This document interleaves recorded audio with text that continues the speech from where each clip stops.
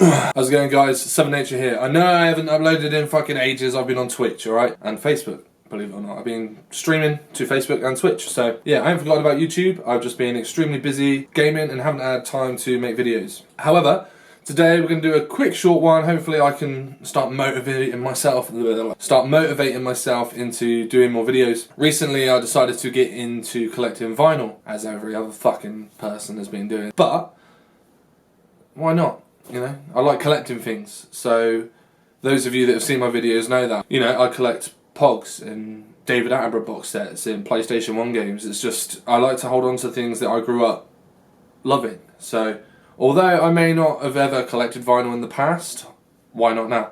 So yeah, let's just dive in and have a look at my collection. This is my record player. It's not the most retro or authentic of record players. I'll be honest, I paid like 60 quid for it. Yeah, it's a start. So what I've got, obviously it's got sound on here, just a volume knob. It's got the 3 speed settings on there. And I've actually got that wired up, ignore the cables, into my sound card, out of my speakers, and it's great, to be honest. I can listen to it out of this or out of the speakers, and to be fair, I do both. Now, those of you that notice in the background, you can see it, but I've got Jimmy Eat World Futures, one of my all-time favourite Jimmy Eat World albums. Fucking love that shit.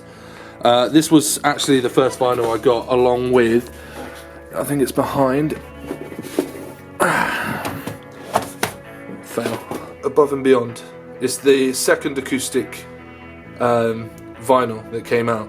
So, okay, so Above and Beyond, for those of you who don't know, are a dance group. They've done songs like All Over the World, and that's all I can fucking remember right now. All We Need, All Over the World, a few to say the least, but yeah, they did like an orchestral acoustic performance that was theatrical, and to be fair, they've reimagined all of their songs, and the artists that write are actually performing on it as well, so that's incredible. And the 3 singers that they have on a lot of their albums actually perform it live as well, so it's really eye-opening. I've watched them on YouTube as videos, but to have it on vinyl is something else. It's just truly amazing. So there you have it, that's Above and Beyond.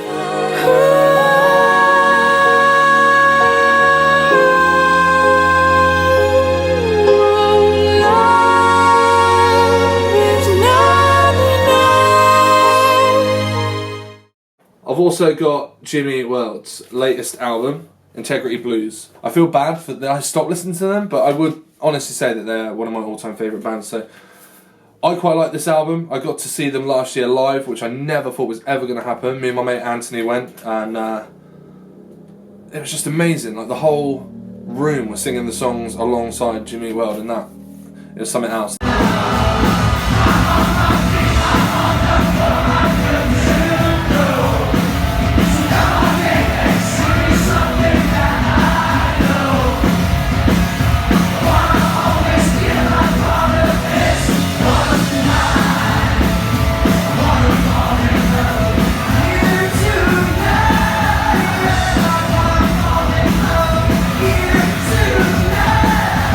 So yeah, that's my 3rd record, and now the next 2 are soundtracks for visuals. So those of you who don't know what Stranger Things are, just turn this off now, fuck off. You should know what it is by now.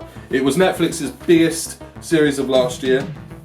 It grabs the nostalgia from like 80s, like retro synthwave, and like the classic kind of horror thriller, eerie sci-fi edge that a lot of 80s films had. So this is an incredible soundtrack. I had to own it.